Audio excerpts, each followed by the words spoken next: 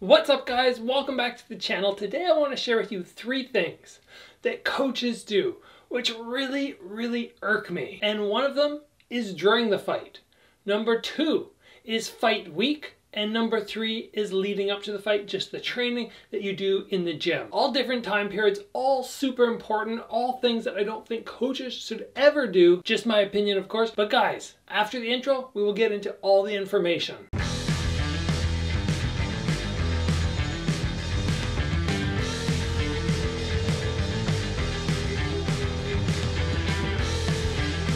First, guys, I want you to remember there are many fantastic coaches out there who might make the mistakes, at least what I deem mistakes, that I'm going to mention today. But that doesn't mean they're a terrible coach. It just means they don't do things the way that I would. So I'm not trying to discredit any coaches who do this.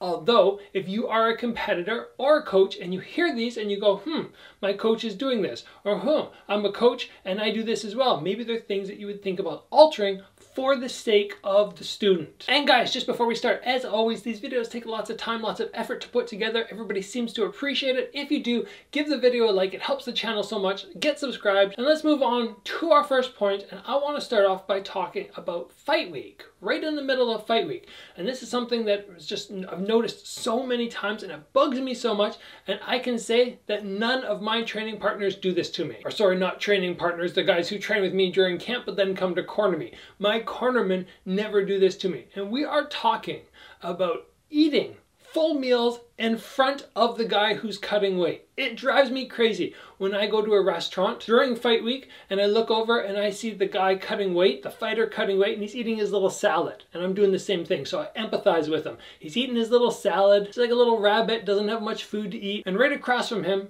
his coach and all the other cornermen are having these big plates of pasta. They have their beer in front of them. They have dessert after. And this poor fighter is just taking the brunt of it by having to look and stare at all this wonderful food everybody else gets to eat. My brother goes on a full-out diet with me during fight week. We basically spend most of our time, if we can, going to the grocery stores and making our own salads. And I've said to him a couple times, I'm like, oh, Aaron, you know, if you want to have something else, you can. And he goes, no, you're cutting weight. I don't want to eat in front of you. And I think plus he just kind of likes it too. He likes eating salads. So he's just like, yeah, it's just sort of a diet, a weight loss situation, which I get to take advantage of. But guys, I've said this to my wife before when I'm in weight cut week, when I'm at home. It is so frustrating when you are cutting weight. You are putting in the effort. You don't want to see other people mowing down on food. So I tell her, you know, if you need to eat a whole bunch of food that I can eat, can you do that somewhere else? Either go to a different room or go and have dinner with one of your friends. And she respects that. And it means a lot to me.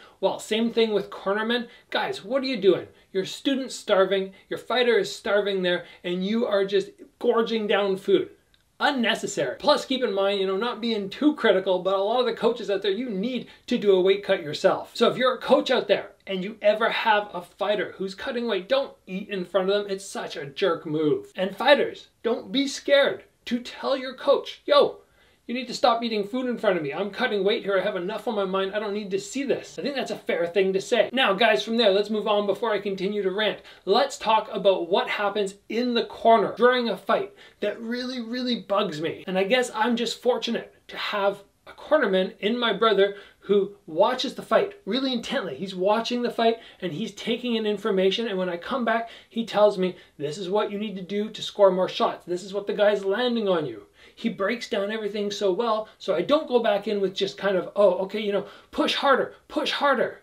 And you see this so many times when you watch MMA events and the cornermen come out and they're like, yeah, you're doing a good job. Fantastic job. Keep it up. And they just keep spurting information to him that doesn't help him for the next round. Maybe it's motivational. Sure, you're doing great. Well, that's fantastic. I already know if I'm doing great or not doing great. As the fighter, I need to know what adjustments should be made. If I just wanted a cheerleader or a support squad, I could just hire anybody. Come and just pat me on the back. I really don't like seeing that. It happens more than you think. A cornerman should be there to give you information, to extract information from the fight, which the average person couldn't do. And that's what makes an exceptional cornerman. When you see guys like Greg Jackson and they come back and they give you really detailed information, small little amount of important information, really condensed into, you know, 5 or 10 seconds that will make the difference in the fight, that is an experienced proper corner. Coming back and telling your fighter, yeah, you're doing great, or you're not doing great. You need to go out there and like really, really give it to him this round. Well, okay, give it to him. How? What should I be doing? Give me specifics. Oh, it bugs me so much. If I ever become a full-time coach and cornerman and I'm traveling around the world with people, I'm 100% going to be giving them the proper information when they come back. And guys, you can train this with your coach. If they're not giving you what you need in between rounds, you can actually train this at the gym because sometimes they need help. They're a coach, they're a person, they're not perfect. So you can go in, you can do your sparring, and every time you come back in between, tell your coach, I want information, not just you're doing well, but break down at the gym what I need to work on. What's working for me, what's not. Send me back into the next sparring round with insight that's going to help me improve. And then they get to learn as you're learning. That's a great situation to really work on. If your coach is not already doing that for you, they should be. And finally, guys, now that we've talked about fight week, and then we move forward and we talked about the fight. Now we're going to move back and we're going to talk about training camp. Something in training camp which just, I can't stand when I see it. And this is more in particular for fighters who are climbing up. They're up and coming fighters. They don't have their skill set at the highest position yet. They're not those guys who can defend themselves really well. I hate seeing coaches just standing there watching their students spar and seeing these guys just getting dummied over and over. There's so much impact, so much damage, and doing nothing about it aside from just like, oh, okay, yeah, you're doing well. Keep going. Oh yeah, you know, get your hands up a little bit more. Counter. No, you have to just push through. I hate seeing that. Your students are taking impact and their brains are getting rattled. And this is something that we should not be seeing. When you reach a certain level and your defense is just crispy on point, you should be able to go in and do hard sparring and not get hit too hard too many times. But for the guys who are up and coming, yes, there's a learning curve. Yes, you do have to go in and spar sometimes, fairly hard, but you should be doing it still in a controlled way where there's good sparring partners who can keep you safe. To be a coach and just stand there and watch your students just get dummied around and know it's going to have potentially lasting effects on them, terrible coaching, in my opinion. I do not like to see this from anybody who's not an advanced fighter. And I've seen it many times going to gyms. I'm just going, wow. I just can't believe this is happening. I can't believe they're not saying, okay, let's ease on back, guys. Pull the power back, work on technique. This isn't a real fight. Because remember, your career is a long time.